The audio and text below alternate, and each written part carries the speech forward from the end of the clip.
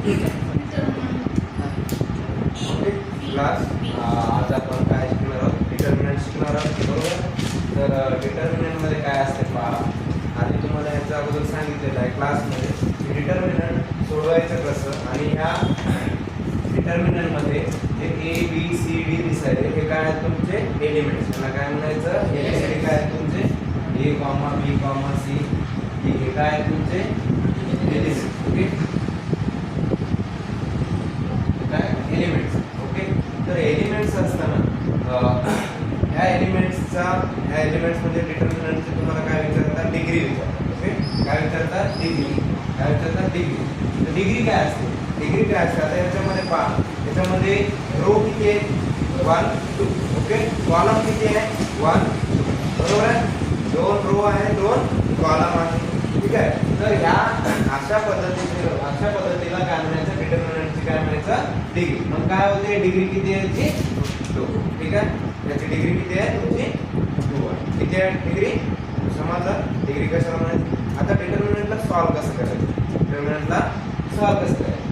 जसं आपण cross multiplication addition करतो त्या पद्धतीत क्रॉस मल्टिप्लिकेशन सबट्रॅक्शन करायचं. पहा इथं पहा डिटर्मिनंट सॉल्व करताना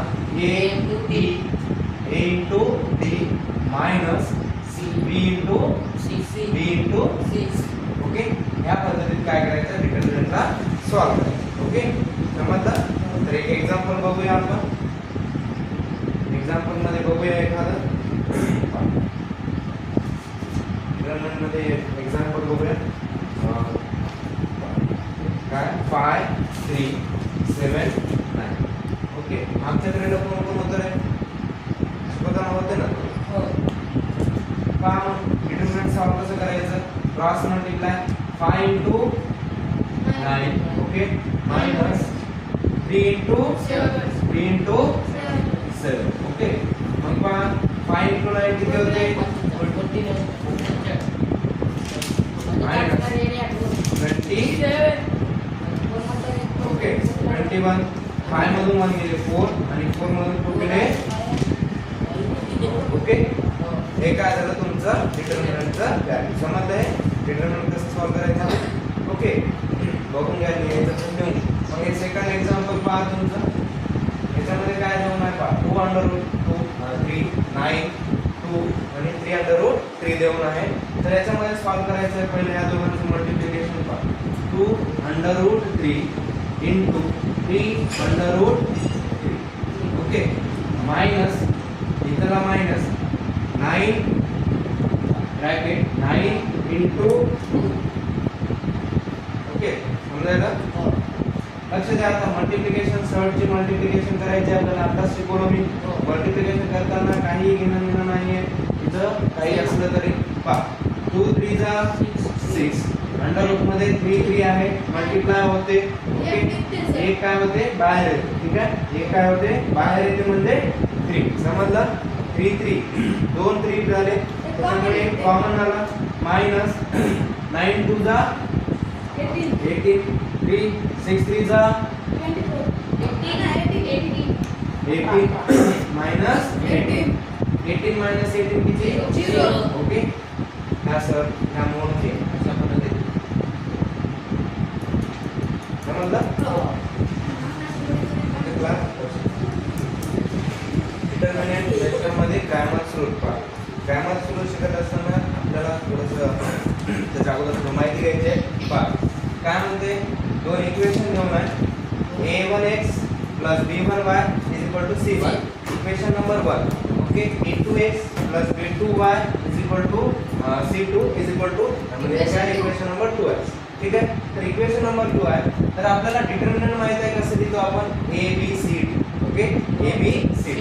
तर इथं थोडंसं लक्ष द्यायचं. आता डिटर्मिनंट जे लिहायचं आपल्याला तर आपण d ने डिनोट करूया. ठीक आहे डिटर्मिनंट जो लिहायचा आहे तर d ने डिनोट करूया. डिटर्मिनंट अशा पद्धतीने लिहायचं a1 a2 b1 b2. काय लिहायचं आहे? a1 a2 b1 b2. a1 a2 b1 b2 ह्या पद्धतीत डिटर्मिनंट लिहायचं.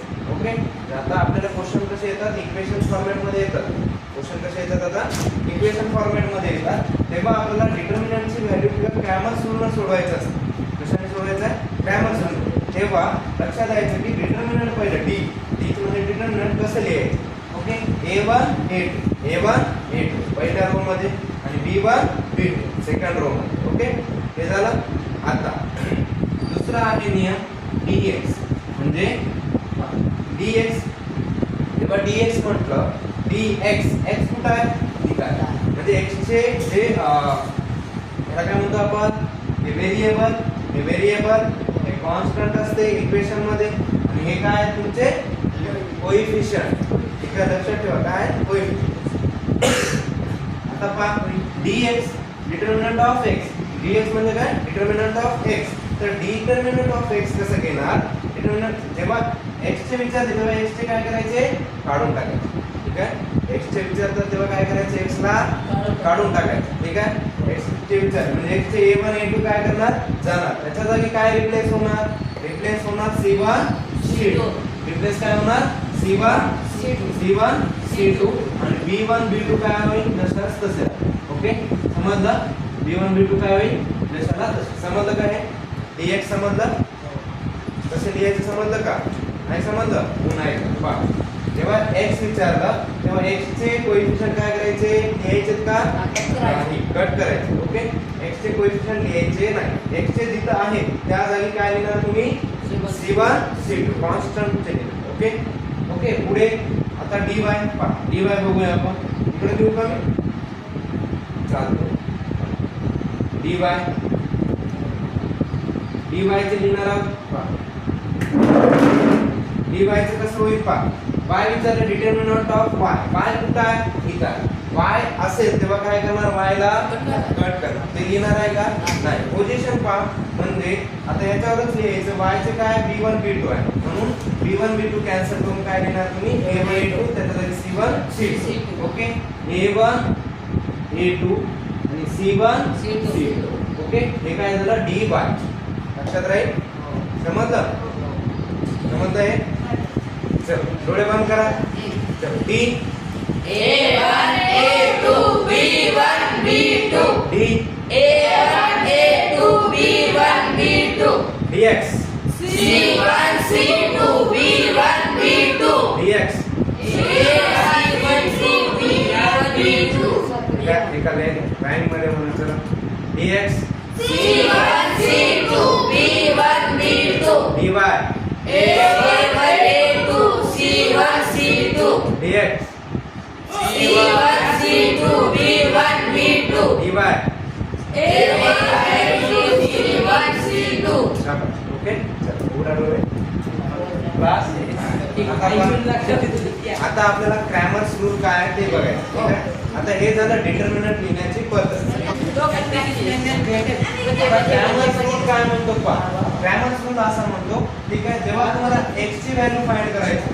ठीक आहे, x ची व्हॅल्यू आता आपण x आणि y च्या व्हॅल्यू काढतो त्याच पद्धतीत क्रॅमर्स ने रूल काढलेला आहे. x ची जेव्हा व्हॅल्यू काढायची आहे तेव्हा तुम्हाला काय करावं लागते dx च्या व्हॅल्यूला d न डिवाइड करावं लागते. काय करते dx च्या व्हॅल्यूला कशाने डिवाइड करावं लागते d. समजलं. पुन्हा y ची व्हॅल्यू जर काढायची असेल तर dy upon d. Okay, dy upon d. Okay, समजलं. ओके, असं क्रॅमर्सचं म्हणणं आहे. ओके, मग याच्यावर आपण क्वेश्चन बघूया. 5x plus 3y is equal to -11 हे equation number 1. Okay, 2x plus 4y is equal to -10 equation number 2. आता इकडे लक्ष द्या, मी तुमच्यासाठी इथं वर लिहिलेलं आहे. हे कशाला म्हणायचं. Okay, dx dy. आता आपण काय करूया, आपल्याला माहिती आहे आपण इक्वेशन मध्ये बघितलं हे काय आहे तुमचं a1 b1 c1. Okay, a2 B2 C2 आता काय करायचं आपल्याला लक्षात येण्यापर्यंत आपण हे लिहून घ्यायचं. काय करायचं लक्षात येईपर्यंत काय करायचं आपल्याला लिहून घ्यायचं. पहा a1 ची व्हॅल्यू काय आहे तुमचं 5. ओके, a2 ची व्हॅल्यू काय b1 ची व्हॅल्यू काय आहे तुमच्या 3 आणि c1 ची व्हॅल्यू काय आहे 11. तसंच a2 ची व्हॅल्यू काय आहे तुमची 2, b2 ची व्हॅल्यू 4 आणि c2 ची व्हॅल्यू -10. ओके, बघ आता आपल्याला कशाला करायचं पहिलं डी करूया. D. पहिला काय करूया डी करूया. डी इज इक्वल टू काय मग सुरू मी काय म्हणतो पहा a1 a2 b1 ओके हे झालं डी. आता डी ला सॉल्व करूया पहा. डी चे कोऑर्डिनेट्स a1 काय आहे 5 a2 2 b1 3 आणि b2 काय ओके. आता पहा पुढे सॉल्व करूया क्रॉस मल्टिप्लाय मध्ये पहा 5 5 4 जा 20 मायनस ओके मायनस आणि 3 2 जा 6 म्हणजे याची व्हॅल्यू किती आली तुमच्या किती आली म्हणजे डी ची व्हॅल्यू काय आहे तुमच्या समजलं. डी ची व्हॅल्यू समजली तुम्हाला सर्वांना. आता पुन्हा डी ची व्हॅल्यू समजली तुम्हाला. आता काय करणार आपण dx काय करायचं आपल्याला dx पहा dx कोऑर्डिनेट्स आपण पाठ केलो काय dx x असेल तेव्हा a चे घ्यायचे नाही आहे म्हणजे c1 c2 b1 b2 okay. मग पुढे c1 काय आहे मायनस 11 and c2 काय मायनस 8 आणि b1 किती आहे 3 आणि b4. आता हे का लिहिलं कारण तुमच्या लक्षात येण्यासाठी. पुढे मल्टिप्लाय 11 4 जा 44 मायनस 44 हा रूटचा मायनस 10 into 3 मायनस 30 okay. Minus 44 minus minus plus 30 minus plus minus 44 मधून 30 गेले किती 14 पण साइन पण किती ओके. हे लक्षात आलं तुमच्या लक्षात आलं. आता dy काढूया dy पहा a1 चे कोऑर्डिनेट्स काय आहे पहा तुमचे a1 a2 c1 c2 okay. आता याची व्हॅल्यू सांगा 5 a ची व्हॅल्यू काय आहे 5 a2 ची व्हॅल्यू 2 c1 ची व्हॅल्यू -11 आणि c2 ची व्हॅल्यू मायनस. इथं खूप जण चुकी करतात मायनस असलं की करायची नाही. पहा कशा पद्धतीने सॉल्व होते. मल्टिप्लाय करा 5 into 10 किती मायनस 3 रूलचा मायनस तुमचा पुन्हा minus 22 okay minus 50 minus minus plus 20 50 plus minus minus 50 मधून 8 आणि 4 मधून 2 गेले आणि मोठ्याची साइन मायनस. हे कशाची व्हॅल्यू झाली नंतर dy ची व्हॅल्यू. आता पुढे आता dy ची व्हॅल्यू झाली आपल्याला कोऑर्डिनेट्स काढायचे x आणि y ची व्हॅल्यू काढायचे. लिहायचं क्रॅमर्स रूल ओके. इथे वापरायचं rule Cramer's rule x bx upon d okay. d ची व्हॅल्यू आपल्याला माहिती आहे 14 आहे dx ची व्हॅल्यू तिथे देऊन आहे तुम्हाला मायनस 14 अपॉन 14 ओके. 14 1 जा 14 1 जा मग x ची व्हॅल्यू काय आहे तुमची मायनस x ची व्हॅल्यू मायनस 1. तसंच y फाइंड आउट करा dy अपॉन d विसरू नका dy upon d is equal to dy ची value minus 28 divided by d. d किती आहे तुमचा 14 1 जा 14 2 जा येते ना पुढे म्हणजे y ची व्हॅल्यू काय आहे तुमचा -2. मग इथे लिहायचं therefore solution of x y is equal to काय -1 -10 ओके समजलं.